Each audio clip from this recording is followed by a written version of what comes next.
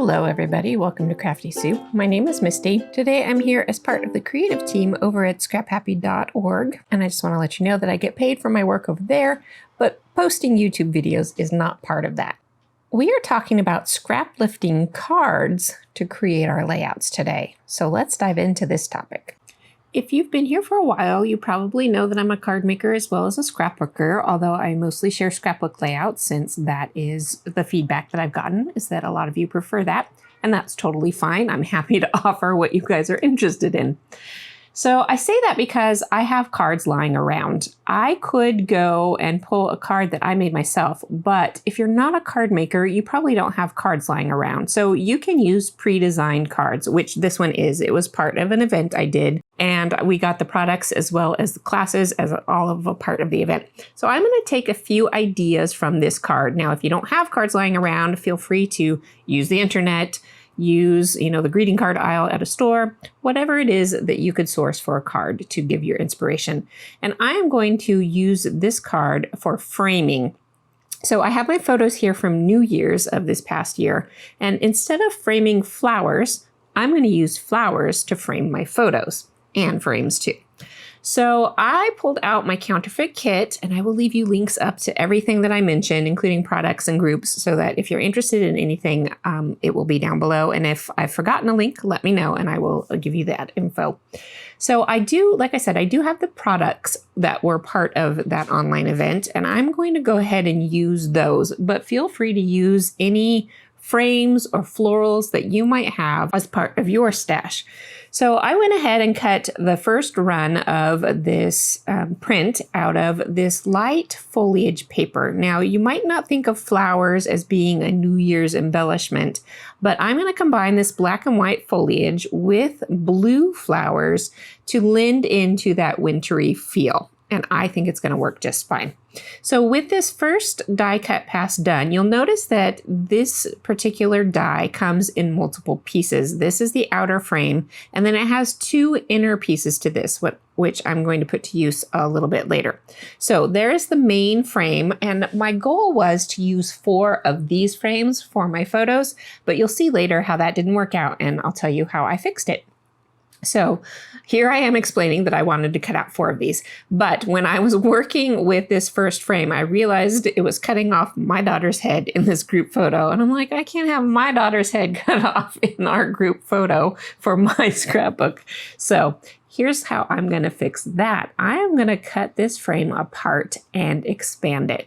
Now, like I said, I was going to frame these photos with florals, so I will use florals to fill in those gaps, and you will never know that I cut that frame apart and expanded it. So that is a trick to do with whatever frames you might have.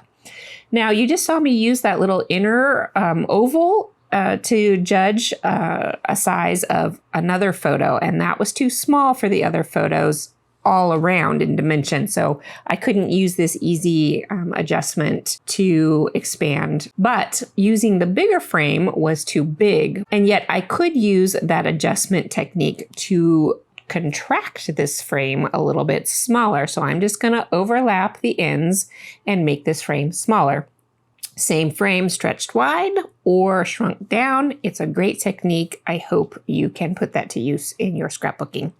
Now you see, I do have that oval up there, which I'm going to use for my title. And I'm going to take the hello. Oh, here is where, when I have die sets and I've done extra die cutting, I will save those pieces in the back of my die envelope.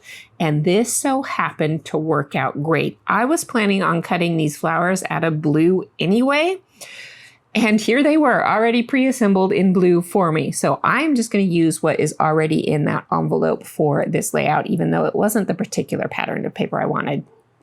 Saves me time, and that's great. So the other thing that I was mentioning was that I'm going to use that title idea up there on the card for my title on this layout. And here's just a quick tip on how I assembled these frames over my photos, because it was kind of a very close call on the edges of those frames. So I did glue the frame in place, tuck the photo under, and then carefully glued everything down around the edges. So out of my counterfeit kit, I did pull another scrap of paper, which has this tealy color to it. So I'm trying to marry the blue and the green from those florals into my title using this tealy color. So I triple cut my title and glued and stacked those pieces together so that this title would be able to stand out a little bit more against the blue background, since it is a very similar color. So I think that gives it a little more depth so that it reads a little bit better on there. Now I do have 2 packages of thickers here, and I did like that set of thickers because it has some colors behind it. But I went with this set because 1, I've had a harder time using it, and 2, it has a little bit of a green tinge to it. So I think that will play in nicely with the green of my flowers. Now you kind of see me using various tools here as I'm manipulating these pieces because I've been having a lot of trouble with my hands the past couple of weeks. And so I am needing some extra support to work with these things, especially the tiny little flower buds. So you will see me move back and forth between tools. I hope that doesn't distract you too much. Now I am going to pop up some of these florals on foam adhesive, or most of the florals. When I am doing the groupings across my gap in that frame, I will leave some flat and pop some up because that is to me, that is more depth and dimension than having everything popped up or everything flat. So I am going to get those layered, and I will fluff up some of those leaves because, like I said, some things up and some things down I think makes for a more interesting piece. So here I'm going to glue the foliage straight down just because I'm going to find those fine branches are pretty delicate, and I want them to be pretty stable and not get bent up when I'm sliding this thing in and out in my scrapbook layout. And I'm just trying to decide on an arrangement for these florals. Now, when I put this together initially, I had an arrangement in mind, and then I moved everything off to work on other parts of the layout. And when I pulled it all back, I couldn't quite remember how I had it. So I just was kind of going for it. And I do leave a little bit of a gap in between the flowers where you could technically tell that the frame was cut apart and doesn't follow that part. But I'm hoping that the flowers are there enough that nobody's going to care. All right, as I finish up the basis of this layout, the bones I like to say of this layout, I will leave in at the end a very sped up version of me embellishing each of these block components of this layout. But I am going to speed it up because it is quite a long process, and I usually cut out a lot of that stuff to save you guys time. But some people like to see the whole process, so I'll leave it in there and you let me know how you're feeling, because I know I've had some people say that some of my videos had been too fast, and that's the case with this one. So if you don't like it, let me know and I'll go back to editing out long, boring segments of me fussing with stickers. All right, now I'm at the part where I am going to save the leftover pieces. Just like I had those flowers saved and was able to put them to use on this project, I'm going to save those pieces for some unknown future project. So that is part of what I love about die cutting, is that that these pieces can be really flexible in ideas and scope.